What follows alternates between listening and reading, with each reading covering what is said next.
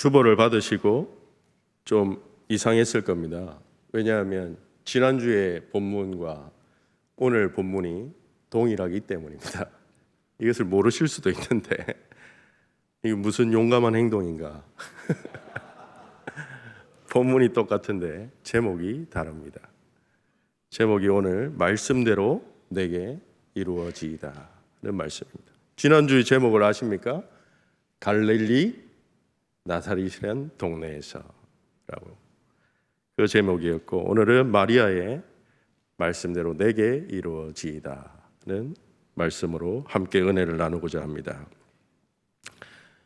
갈릴리 나사렛이라는 동네, 그곳에서는 선한 것이 날 수 없다라고 사람들은 생각했습니다. 그 동네는 아무도 찾아가지 않는 동네고 너무나도 보잘것없는 동네였습니다. 근데 낮고 낮은 곳에 주님이 오셨습니다.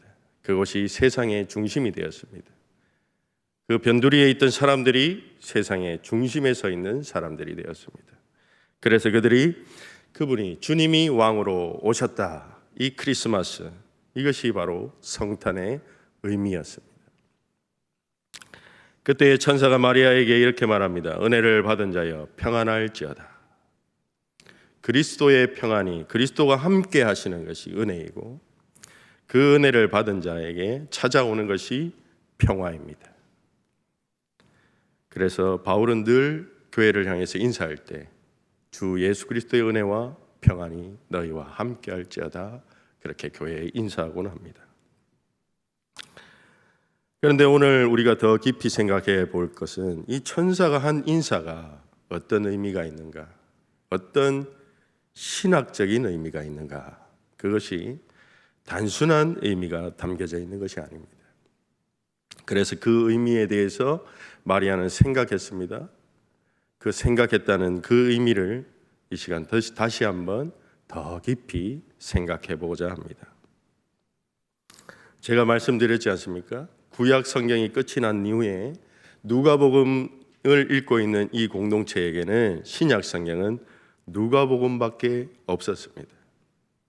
그래서 말라기 이야기가 끝난 다음에 이들이 읽었던 것은 누가복음을 읽었던 것이죠. 그러면 말라기 책에는 어떤 말이 기록되어 있는가? 말라기 3장 1절에는 뭐라고 말합니까? 만군의 여호와가 이르노라, 보라, 내가 내 사자를 내 앞에 보내겠다, 그렇게 말씀하십니다. 내 길을 준비할 것이다. 내가 가기 전에, 왕이 가기 전에 사자부터 보낼 것이다. 왕이 오실 길을 준비하라고, 왕이 오실 길 앞에 놓여있는 장애물을 제거하라고, 그 길을 평탄하게 하라고 주님께서 보내실 것이다 말씀하십니다.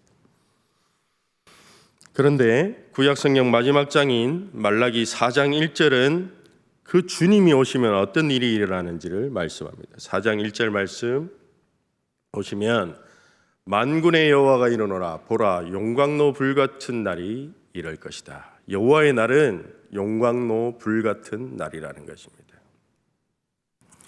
이 불이라고 했을 때 이 불은 지옥 불을 의미하며 꺼지지 않는 영원한 심판의 불, 지옥의 불입니다. 그러므로 그날은 심판의 날입니다. 주님이 오시는데 심판하러 오신다는 것입니다. 이 땅의 최후의 심판의 날은 용광로 불로 심판하신다는 것입니다. 그래서 교만하고 악한 자를 심판하시고, 그리고 하나님을 경외하고 주님의 뜻을 듣고 따르는 자들은 구원하시는 날이라고 선포하는 것입니다. 구원과 심판이 동시에 일어나는 날입니다. 그런데 말라기 4장 5절은 마지막 절은 이렇게 말합니다. 보라, 여호와의 크고 두려운 날이 이르기 전에 내 선지자 엘리야를 다시 보내겠다라는 말씀으로 마무리하고 있습니다. 이 말은 누가복음을 처음 읽는 사람에게는 그 엘리야가 바로 엘리사벳이 임신한 세례 요한이라는 것을 알아챌 수가 있는 것이죠. 엘리야가 태어납니다. 그러면 그 엘리야가 오고 난 이후에 용광로 불 같은 날이 임하는 것이 당연하다는 것입니다. 이제 큰일 났다. 이 말씀을 읽고 있는 성도들은 이제 큰일 났구나. 이 용광로 불 같은 날이 임할 것인데 그 날이 다가왔구나를 생각했을 것입니다. 그런데 그 이후에 뭐라고 말씀하십니까? 초라하고 보잘것없는 갈릴리 나사렛이란 동네에 한 소녀를 통해서 하나님의 아들이 날 것이라고 그 예언을 듣게 됩니다.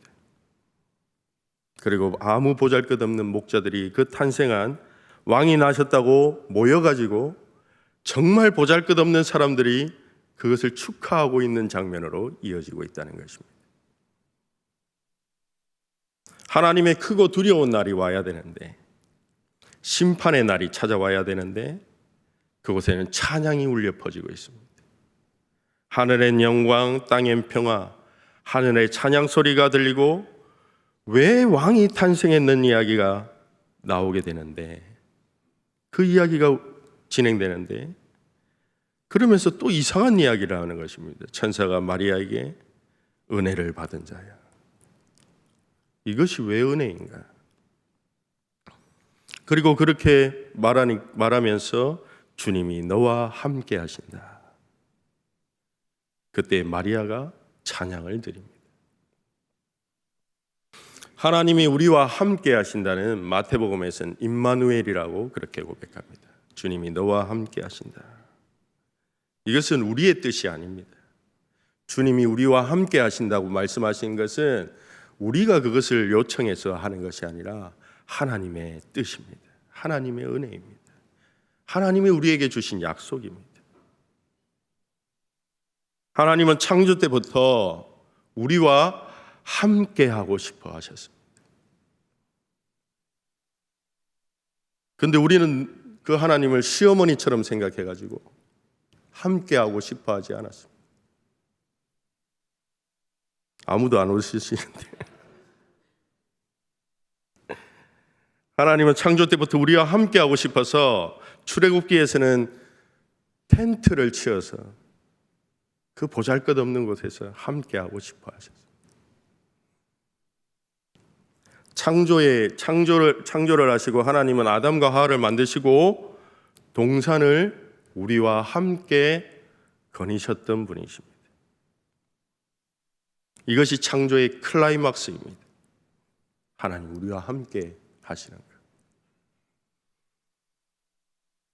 하나님의 창조를 우리가 읽으면서 하나님이 7일 동안 창조하셨구나. 말씀으로 빛을 만드시고 궁창을 만드시고 우주를 탄생하고 그것이 기원이라고 생각하는 것으로 끝나서는 안 된다는 것입니다. 그것이 우리의 신앙이 아닙니다. 성경은 과학이 아닙니다. 하나님이 천지를 창조하시니라. 이것은 없는 것에서 유한 것으로, 무에서 유로 창조하신 것입니다. 창세기 1장 2절을 한번 보겠습니다. 창세기 1장 2절을 보면 땅이 혼돈하고 공허하며 흑암이 깊음 위에 있다고 말합니다. 깊음이라는 것은 태옴이라는 것이면 태옴. 이 깊음 위에 있다. 물 위에 있었다는 것입니다. 이 물 위에, 흑암이 깊음 위에 있다. 물도 있었고 하나님이 그러나 그 깊음 위에 하나님의 영만이 그 물 위에서 움직이고 계십니다. 흑암 가운데서 움직이시는 분이 하나님이시라는 거예요. 우리의 현실 가운데서 아무런 미래가 없다고 생각하는 그 가운데서, 절망 가운데서 역사하시고 움직이시는 분은 하나님이시라는 거죠.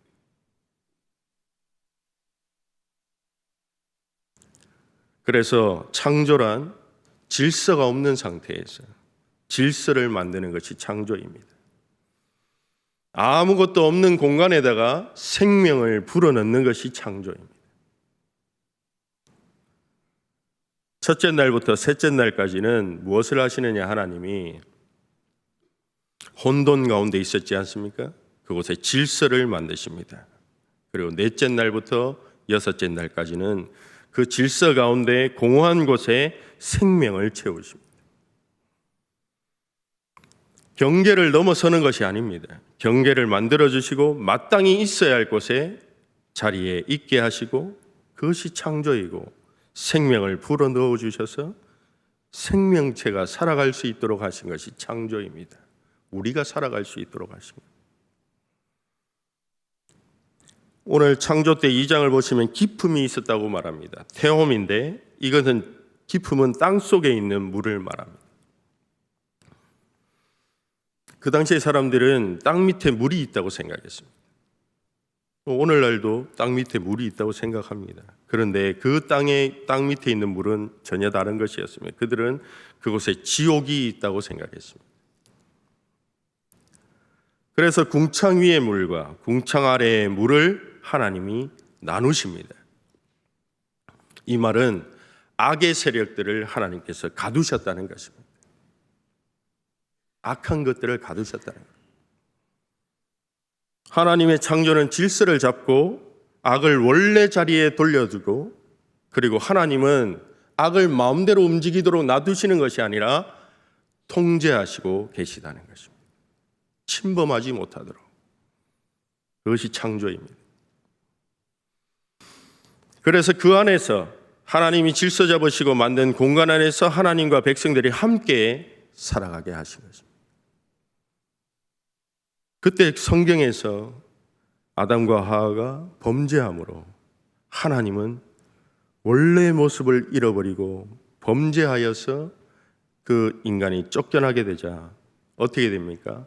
악이 점점 이 땅 가운데 번성하게 되는 것을 보게 되는 것입니다. 그래서 악이 차서 하나님이 정해진 분량까지 차면 하나님은 그 땅을 심판하시는 것입니다. 창세기 15장 16절에 하나님께서는 땅과 자손을 아브라함에게 주시겠다고 약속하셨습니다.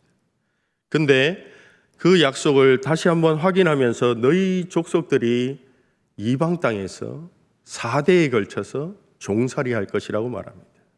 왜 그렇게 해야 됩니까? 그 이유가 무엇입니까?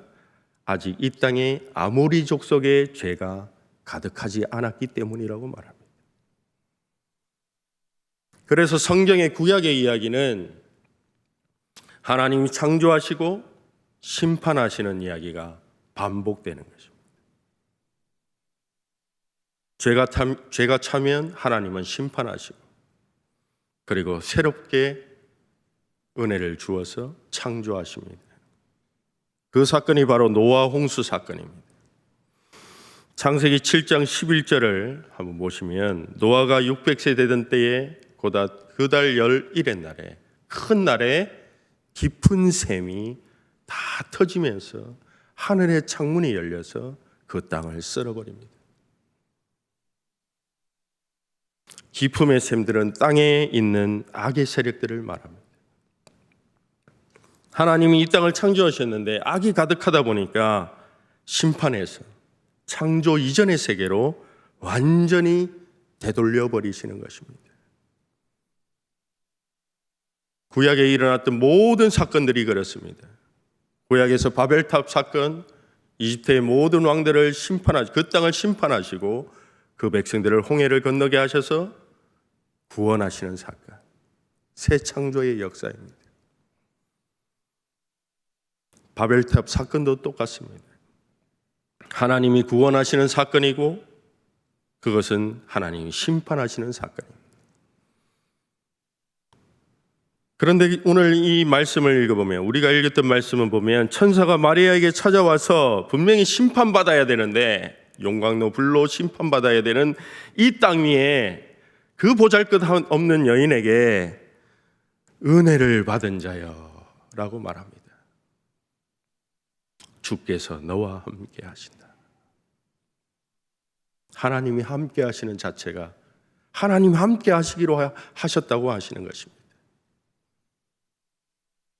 노아 홍수 이야기에서도 그렇고 하나님은 절대로 죄를 그대로 두시는 분이 아닙니다.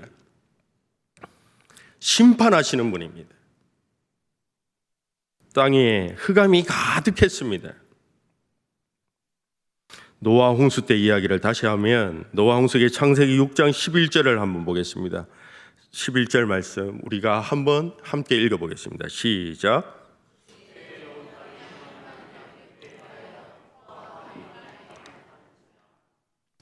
땅에 죄악이 가득해서 부패한데 그 부패함의 포악함이 땅에 가득하다라고 말하는데 그 내용이 무엇이냐 하면 폭력입니다.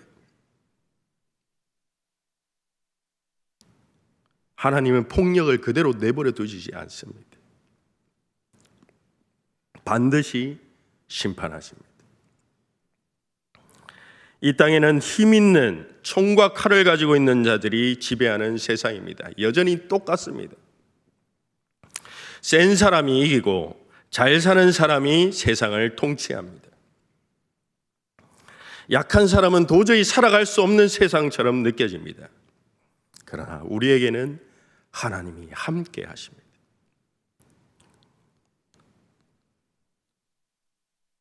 미국은 지금 어떤 세상이냐 하면 이번에 트럼프가 당선됐지 않습니까?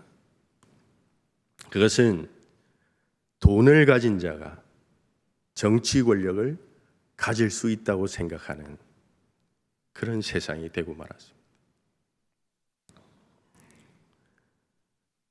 약한 사람은 셀 수 없는, 돈을 가지지 못한 자는 치료를 받을 수 없는 그런 세상.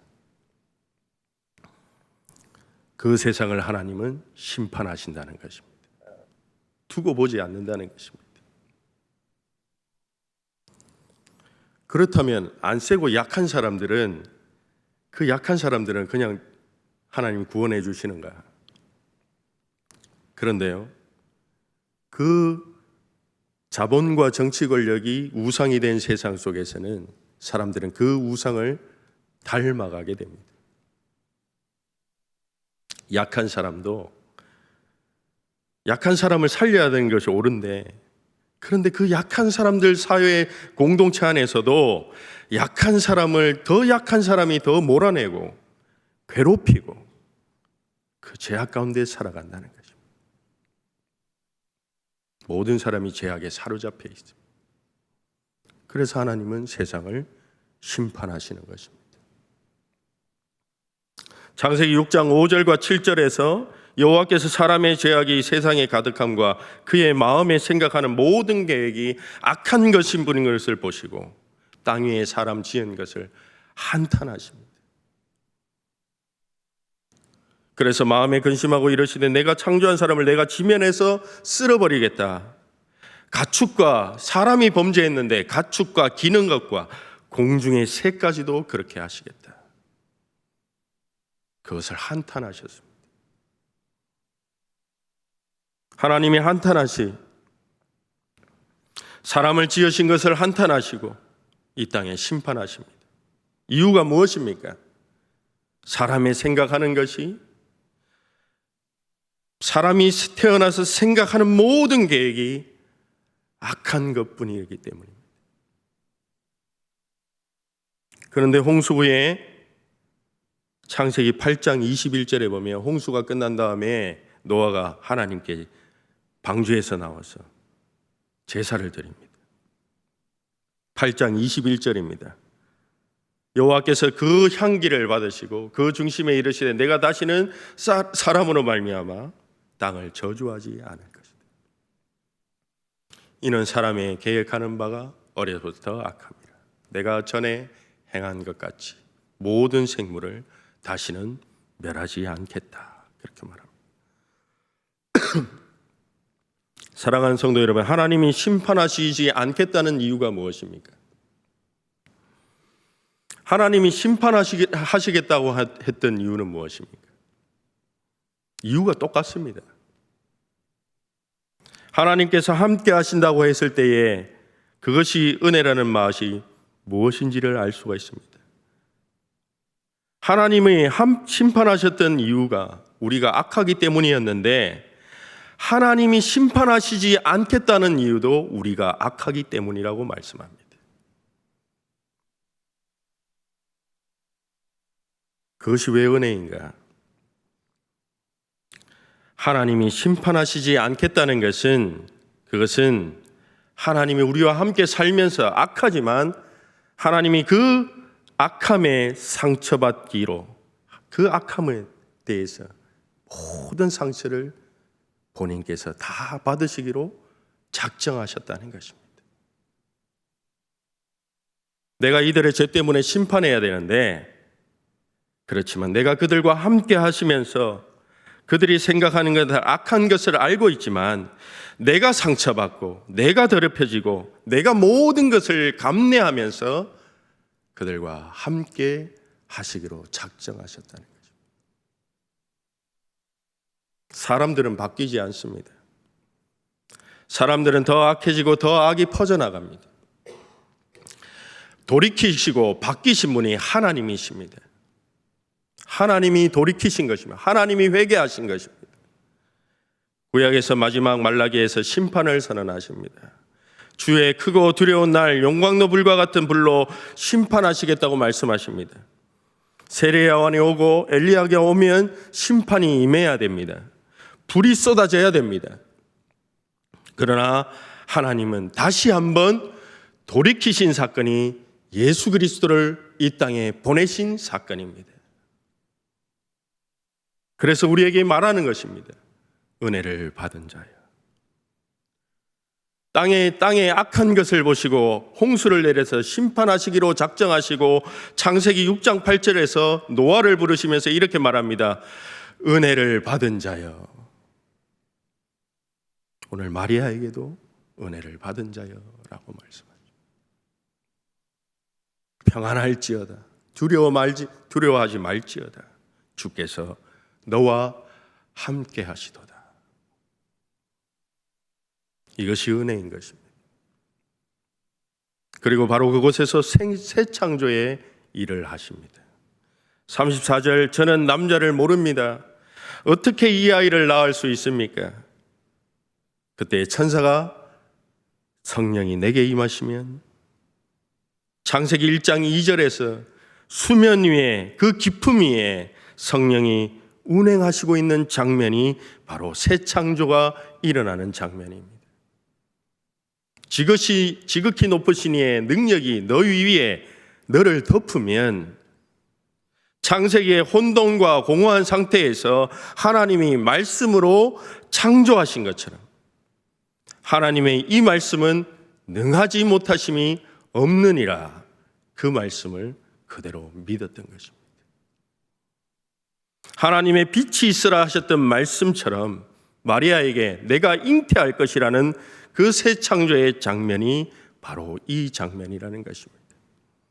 폭력이 가득한 세상, 악으로 가득한 세상, 그 혼돈과 공허 가운데 사람이 살 수 없는 그 땅 가운데 자기와 함께 하실 그 사람을 창조하시는 새 창조의 역사가 바로 크리스마스, 주님이 탄생하는 장면이십니다. 그러면 이제 자기와 함께 새롭게 창조되었던 그 사람들은 어떻게 살아가야 되는가? 누가복음 5장 3절의 말씀 보시면 베드로가 밤이 새도록 수고합니다.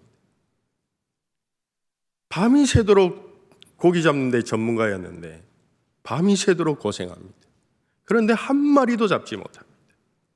그때 주님이 그들을 찾아오십니다. 주님이 어떻게 찾아오시느냐 하면 배 위에 올라서서 그 배 위에 덜썩 앉으십니다. 이 앉는다는 것은 물을 다스리시고 통치하신다는 의미가 담겨져 있습니다. 그때에 그 물 위에서 주님께서 가르쳐 주십니다. 율법을 주시는 거예요. 가르치신다는 것은 예수님께서 말씀하십니다. 베드로에게 말씀하십니다. 어떻게 말씀하십니까? 오늘 우리가 한번 읽어보겠습니다. 누가복음 5장 5절 말씀 한번 읽어봅시다. 시작.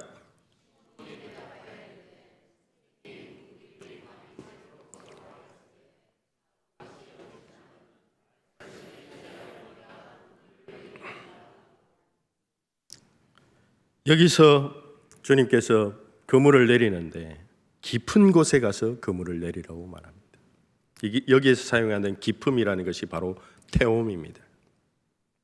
혼돈과 공허로 가득한 세상. 배는 우리 공동체를 가리킵니다. 교회를 가리킵니다. 주님이 함께 하시는 그 교회가 어떤 일을 해야 되는가? 어둠과 사망에 매여 사탄에 사로잡혀 있는 자들에게 가서 그물을 내려서 그들을 건져내라는 사명입니다. 예수님은 나사렛 회당에서 말씀을 선포하십니다. 어떻게 말합니까? 가난한 자에게 복음을 전하면서 포로된 자에게, 갇힌 자에게, 눈먼 자에게, 돈에 사로잡혀서 살아가는 자들에게 가서 하나님이 우리와 함께 하신다는 그 자유를 선포하라고 말씀하십니다. 혼돈과 기품에 묶여있는 자들을 해방하러 오신 것이 주님의 사역이라는 것입니다. 베드로에게 그 사역을 알려주시는 것입니다. 오늘 교회에게 그 사역이 무엇인지를 알려주시는 것입니다. 주님 밤새 고기 잡았는데 잡은 것이 없지만 말씀에 의지하여, 창조의 말씀에 의지하여 내가 그물을 내리겠습니다. 그때에 그 그물이 찢어질 정도로 많은 물고기를 잡았다는 것입니다. 하나님의 생명의 능력이 주어지는 것을 보게 되는 것입니다. 오늘 우리가 보는 예수님의 탄생 장면은 그냥 단순한 장면이 아니라 그 이상의 메시지를 담고 있습니다. 분명하게 종말이 와서 우리가 멸망당하고 쓸어버려져야 되지만 다시 하나님께서 마음을 바꾸어서 너와 함께 하시겠다고 하시는 은혜의 장면인 것입니다. 그리고 그곳에서 말씀으로 새 창조하시는 창조주 하나님을 마리아가 드디어 만나게 되는 장면인 것입니다. 하나님의 말씀에는 능치 못하심이 없느니라. 천사에게 주의 말씀이, 그 말씀을 듣고 마리아가 어떻게 고백합니까? 주의 말씀이 내게 이루어지이다. 하나님이 태초에 빛이 있으라. 하늘에 빛이 있었고 하나님이 말씀으로 창조하시는데 그 창조가 그대로 이루어진 것처럼 마리아의 믿음을 통해서 창조의 말씀이 그대로 이루어지는 모습이라는 것입니다. 그래서 마리아의 고백에는 새 창조에 속하는 사람, 하나님이 함께 하시는 하나님의 백성이 된 자의 고백이 담겨져 있는 것입니다. 주님의 말씀이 내게 이루어지기를 원합니다. 이 땅에 오신 예수님은 우리에게 마지막으로 주신 하나님의 계시의 말씀입니다. 하나님이 마지막으로 돌이키신 사건입니다. 예언자를 통해서 전해주신 그 계시의 말씀이, 그 계시의 말씀에 순종하지 않아서 이스라엘이 멸망당했지 않습니까? 하나님께서 심판을 내립니다. 사람을 통해서 전해준 말씀도 하나님이 그대로 이루시는데 하나님의 아들을 통해서 하신 말씀에 대해서 하나님이 어떻게 하시겠습니까? 하나님 그 말씀은 반드시 이루신다는 것입니다. 예수님을 우리에게 보내신 사건, 이 성탄은 하나님의 마지막 회개라는 것을 우리가 기억해야 합니다. 우리에게 마지막 기회가 주어졌다는 것입니다. 크리스마스가 단순한 예수님의 생일 파티이기도 합니다. 기뻐할 수 있습니다. 그러나 하나님이 오셨다, 하나님의 아들로서 오셨다는 것은 다시 오신다는 것이 반드시 우리에게 이루어진다는 것입니다. 그래서 성탄절은 다시 오시는 그분을 바라보는 것입니다. 은혜를 입은 자여 주가 너와 함께 하시겠다는 것은 오늘 동일하게 우리에게 주시는 말씀인 줄 믿습니다. 누가복음에 보면 11장 27절을 보시면 한 여자가 마리아를 보고 이렇게 예언합니다. 함께 읽어보겠습니다. 말씀을 읽어보겠습니다. 시작. 예수께서 이르시되